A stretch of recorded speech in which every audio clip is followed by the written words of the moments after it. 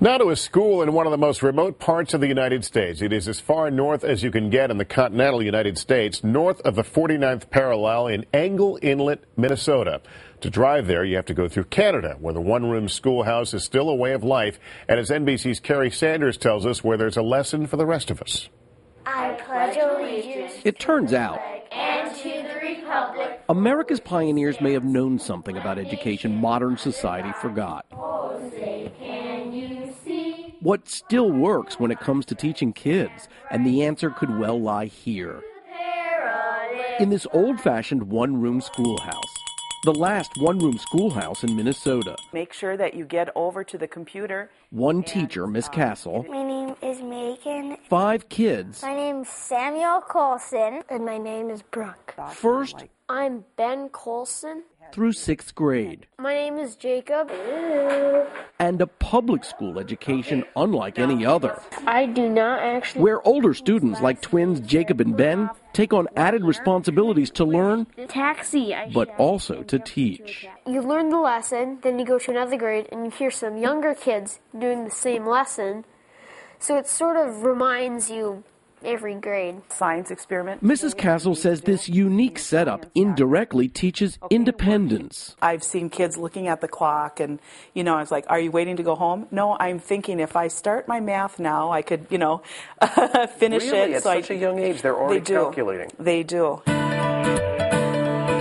This one-room school sits in one of the most picturesque yet remote areas of our country, the furthest north in the continental U.S., cut off from the rest of the United States by a massive lake.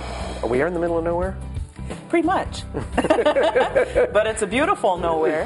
Mrs. Castle sees that beauty every day, commuting 30 minutes each way by boat from her house on a remote island. In the dead of winter, the lake freezes over, which explains the unusual job requirement she was told about when she interviewed almost 25 years ago. I was very nervous because he said you had to have a strong arm. And I thought, were the kids that unruly, or what does that mean? And he said, no, you have to help them start the snowmobiles after school. Could the one-room schoolhouse be the Back to the Future answer for what ails today's education system? The experts did the math and say, if you use what they do here in a city like New York, there would be 23 students in a class, 1 computer for every 2 students, and teachers would be making $200,000 a year. It looks like you have something to teach the big school districts. We have time to teach. The kids have time to learn. Time to nurture young minds. Trucks plow snow. 6-year-old Brooke is in 1st grade. Yeah, I can read 3rd grade's books. You can? Yep. What are some of the things that your students have gone on to do? Well, just in the last dozen years or so, I can think of a civil engineer, an electrical engineer, computer engineer. The one-room schoolhouse from pioneer past to today, still in a class all its own. For today, Kerry Sanders, NBC News, Angle Inlet, Minnesota.